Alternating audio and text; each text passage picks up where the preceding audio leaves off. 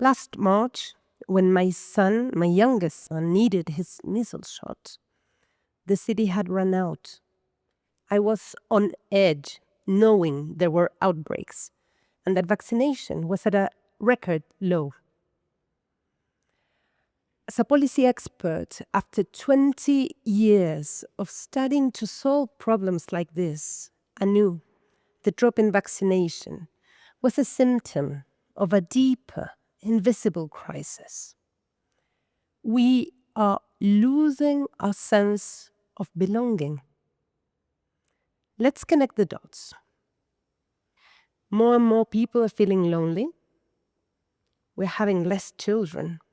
Millions of kids are dropping out of high school. Fewer of us are turning out to vote.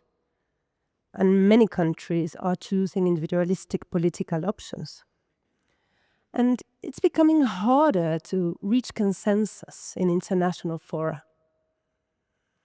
These are all symptoms of a profound crisis in trust. We're not only drifting apart from each other, we are also losing connection with the places we live in and with the institutions we created to make life together possible. Certainly, technology has a lot to do with that. And this isn't just sad, it's dangerous. We live in a time of unprecedented shocks. We could be headed right now towards nuclear annihilation or a next pandemic much more aggressive than COVID. Or in a few years from now, this city of Buenos Aires could be under sea level. And when the next big shock hits, we'll face it more alone than any generation before us. It's scary, I know. I'm a mum. Let us admit, we cannot face the problems of the 21st century solo. Not even the best, most virtuous type of individualism could solve something like the climate crisis. These are complex, interdependent problems. They require articulated collective action to be solved. And that is why reweaving belonging isn't just morally appropriate. It's a survival strategy. If we don't find ways to restore trust and cooperation, we might not make it. But there is hope. And oh surprise, it comes from the places used to going through crisis.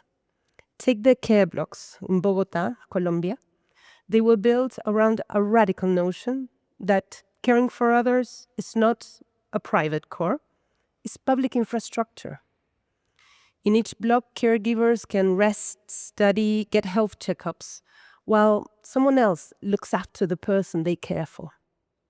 A city policy turned invisible work into a visible and vibrant community.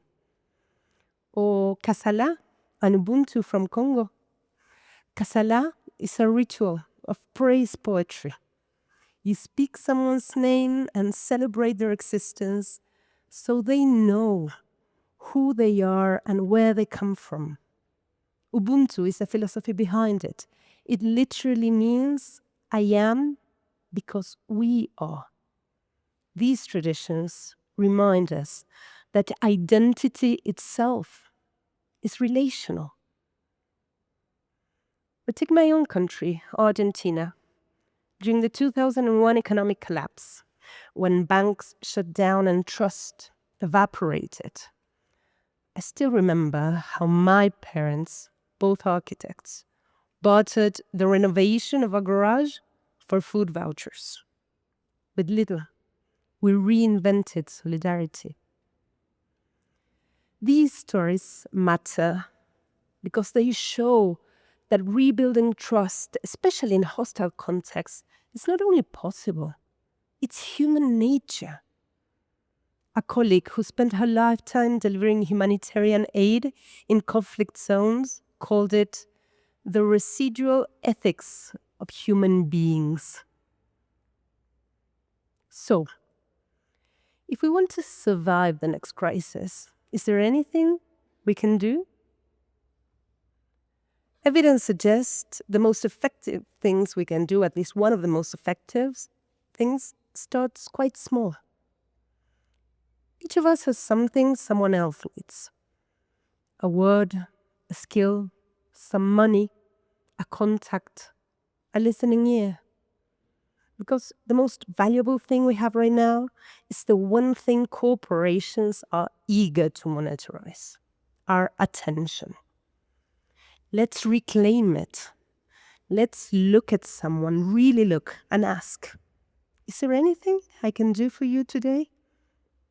Because when we do so, something curious happens. A feeling arises, and it's an emotion that every religion, every philosophy of compassion has known for centuries. A deep, durable joy that sparks from service and purpose.